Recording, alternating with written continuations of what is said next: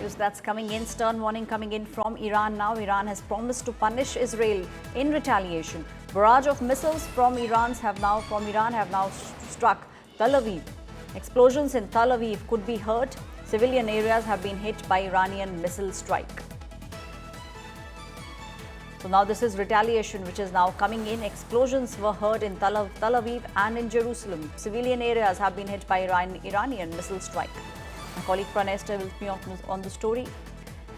Pranay, one thing is very clear. On one side, Israel has been saying that they did not want to be late in responding, and they are telling the world that Iran was about to strike Israel and this was a preemptive strike that they did. But now we are seeing retaliation coming in from Iran. Civilian areas being hit by Iranian missile strikes. You're absolutely right. However, on the other side, the Iranians have claimed that they have targeted the military facilities of Iran. They claim that they have struck the Department of Military Affairs building and the war cabinet meeting where the war cabinet was happening. So they have claimed, as far as the Iranian claims are concerned, the Israeli media is reporting that one woman has got killed and dozens of Israelis got wounded in Tel Aviv area after the Iran fired barrage of missiles. However, the IDF, the Israeli Defense Forces, claims that they have shot down most of these missiles. Israel has robust missile defense system. We call it Iron Dome system. And even in October 2024, when Iran launched similar missile attack on Israel, they have shot down most of these missiles. So there is no significant damage as far as the infrastructure is concerned in Israel. This is what is being claimed by the IDF.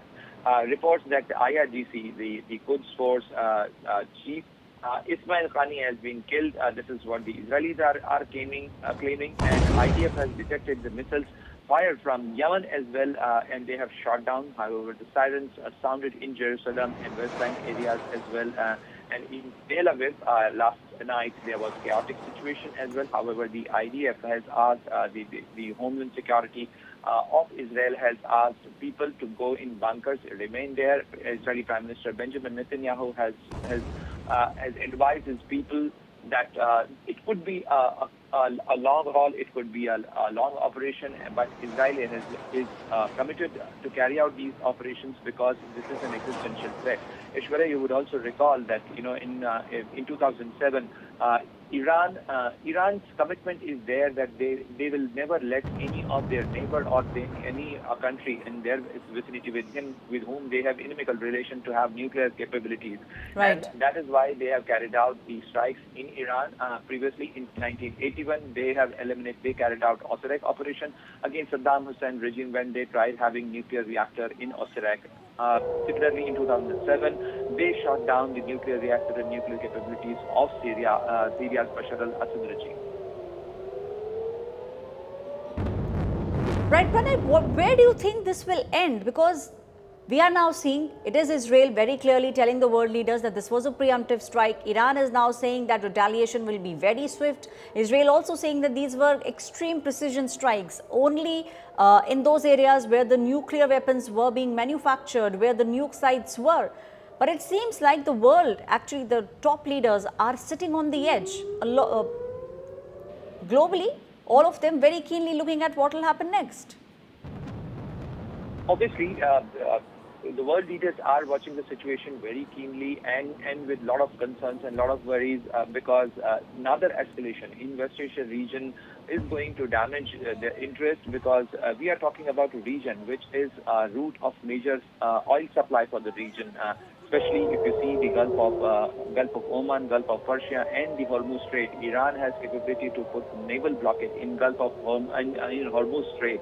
And geographically, this is the area where the interest of many countries lies as far as the energy supplies are concerned, be it India, be it China, be it Australia, be it many other countries of the other geographical regions. And therefore, there are concerns. There are concerns on part of the United States as well. But the United States, the President of the U.S., Donald Trump, has said that he has kind of given a green light to Israel because he said that he gave 60 days to Iran to have a nuclear agreement, have peace talks with the United States. but Iran was not serious to have a negotiation, to have an engagement, to have a deal with the United States, and therefore Israel carried out these operations. So there are a lot of concerns, and concerns are also there, especially in the Gulf countries, be it Saudi Arabia, Qatar, Oman, Bahrain, Kuwait. All these countries are also worried. So definitely there are statements. However, we have to see, we have to watch that whether there will be a negotiation, where there will be a mediation on part of the other countries. Because a few days ago, President Donald Trump spoke to President Vladimir Putin, and they had a 1 hour long phone call where they discussed the Iran situation. But the statement coming out from Kremlin, Russian president clearly means, put responsibility on part of Israel to have this escalation, and we will see where the situation goes from this point onward.